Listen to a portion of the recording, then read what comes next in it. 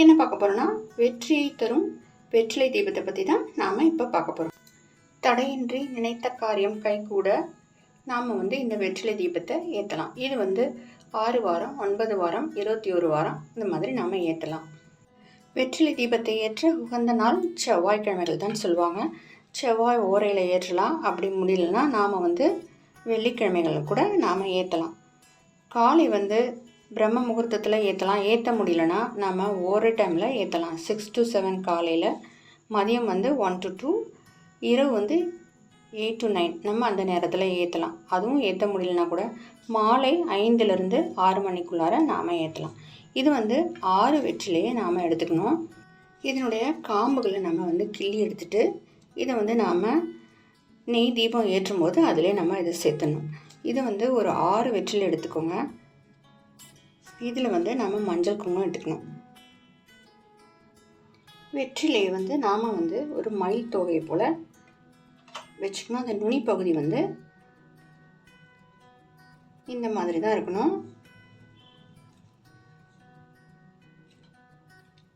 இது கிழக்கு நோக்கி நாம் வைக்கணும். ஒரு அகல் தீபம்னா ஏற்றலாம், இல்லை 6 அகல் தீபம் கூட நாம் ஏற்றலாம். இதில் நம்ம நெய் விட்டு பஞ்சு திரி போட்டு ஏற்றலாம். இல்லைன்னா கூட நாம் நல்லெண்ணெய் விட்டும் ஏற்றலாம். 6 அகல் தீபமும் ஏற்றலாம்,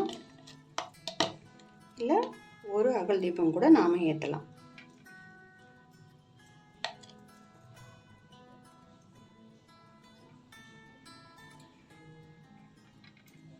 இது ரெட்டைத்திரி தான் நான் திரிச்சு வச்சுருக்கேன். நாம் விளக்கை ஏற்றிடுவோம்.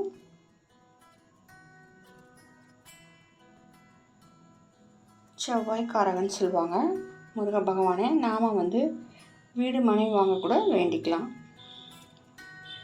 இங்கே பாருங்கள், முருகன் சிலை வச்சுருக்கேன். அதுக்கப்புறம் வேல் வச்சுருக்கேன். நாம் அபிஷேகமும் செய்யலாம்.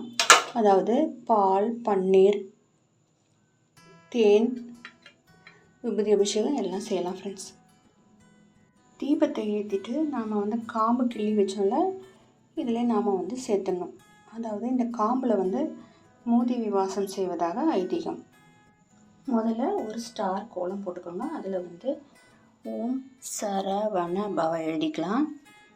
மேலே எனக்கு இடம் இல்லை, அதனால் இங்கே வச்சுருக்கேன்.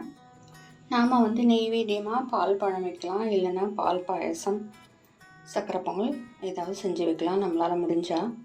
காலையில் செய்ய முடியலனா கூட பிறகு செஞ்சு நாம் படைக்கலாம். இந்த வெற்றிலை தீபத்தை ஏற்றுவதற்கு உகந்த நாள் செவ்வாய்க்கிழமைகள்னு சொல்லுவாங்க. செவ்வாய் ஓரையில் தான் நாம் ஏற்றணும்னு சொல்லுவாங்க. நினைத்த காரியம் கைகூடும். நாம் முடிஞ்சால் 48 நாட்கள் கூட ஒரு மண்டலம் கூட ஏற்றி வைக்கலாம். அப்படி இல்லைன்னா 6 வாரம், 9 வாரம், 21 வாரம் அப்படி நாம் ஏற்றலாம். தடையின்றி நினைத்த காரியம் கைகூட நாம் இந்த வெற்றிலை தீபத்தை ஏற்றலாம். நாம் கந்த சஷ்டி கவசம், சண்முக கவசம், வேல்மாறல், திருப்புகழ் பாராயணம் செய்யலாம். நாம் இந்த பாலில் பச்சை கற்பூரம், ஏலக்காய் சேர்த்து வைக்கலாம். அதே மாதிரி பஞ்ச பாத்திரத்துலேயும் நாம் ஏலக்காய், துளசி இருந்தால் அதுவும் சேர்த்து வைக்கலாம். கோயில்களில் நமக்கு பிரசாதமாக அதுதான் நமக்கு தருவாங்க. ஃப்ரெண்ட்ஸ், தூப தீபம் காட்டி இந்த பூஜையை முடிச்சிடலாம் ஃப்ரெண்ட்ஸ்.